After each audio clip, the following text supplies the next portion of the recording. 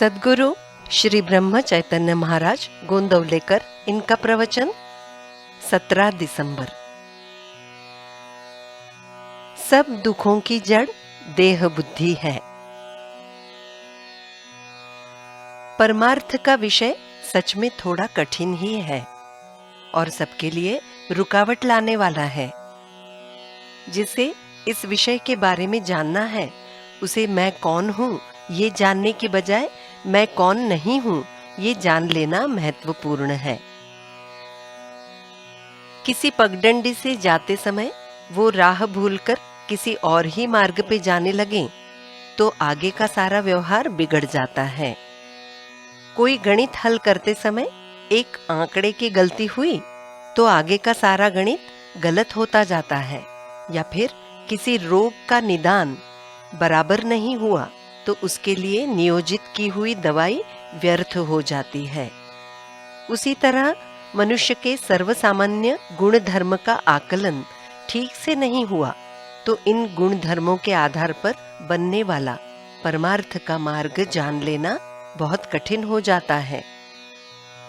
हम हमेशा आनंद में रहें ऐसा सभी को लगता है। ये हुआ पहला गुण धर्म।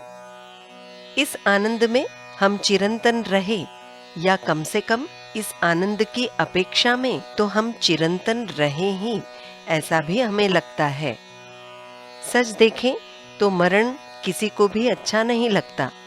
जीने की चाहत या चिरंतन रहने की चाह हम सभी को होती है। परमेश्वर आनंद रूप है, चिरंतन है, हम में भी वो अंश रूप में है, तो हमें भी वैसे ही चिरंतन रहने की चाहत स्वाभाविक रूप से होती है।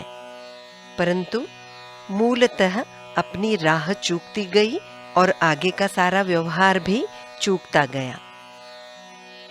किसी के आंगन का पेड़ गिर गया तो मेरा पेड़ गिर गया ऐसा वो कहता है, परंतु उसकी देह गिर गई तो हम उसका शरीर मर गया ऐसा नहीं कहते, वो मर गया ऐसा कहते हैं। यानी कि मूलतः गलती ये होती है कि हम स्वयं को देह समझकर ही रहते हैं। देह मेरी है समझकर उस पर प्रेम करते हैं, यही पहली गलती है। बाद में इस देह के गुणधर्म यानी विकार हम में ऐसे समा जाते हैं कि उन्हीं का पालन पोषण कर हम उन्हें बढ़ाते हैं, ये दूसरी गलती। एक बार ये विकार हम में समाहित हुए तो उनको बढ़ने से न रोकते हुए वो जहां ले जाएं उनके पीछे जाना और उनके लिए समय आने पर अपनी अकल भी गिरवी रखना, ये तीसरी गलती। इसी रीति से गलतियों में से गलतियां बढ़ती जाती हैं और जीवन का सारा गणित ही पूर्ण गलत हो जाता है। कोई पेड़ को काटता है तो प्रथम उसकी टहनियां काटनी पड़ती है और बाद में तने को काटते हैं। वैसे ही नीति धर्म से बर्ताव करना यानी देह में लगी विकारों की टहनियां काटने जैसा ही है। दूसरी योजना है सगुण भक्ति की। सगुण भक्ति करते समय पल भर के लिए क्यों न हो मनुष्य स्वयं को भूलता है और मैं तुम्हारा हूं ऐसा कहता है।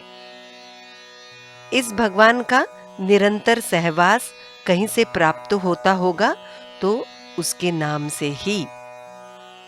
इस नाम के सहवास में रहने पर देह से प्रेम अपने आप नष्ट होता जाएगा और फिर देह के द्वारा बनाए इस प्रपंच पर भी प्रेम कम होने लगेगा। बाद में उसे सर्वत्र परमेश्वर ही दिखाई देगा। तो अभी से मैं रहूंगा तो केवल नाम में ही रहूंगा ऐसा निश्चय करो। मुझे विश्वास है राम तुम पर कृपा करेंगे। मैं कोई नहीं, सब कुछ राम है और मैं राम का हूं, इस मीठी भावना में आनंद से रहें। जानकी जीवन स्मरण जय जय राम।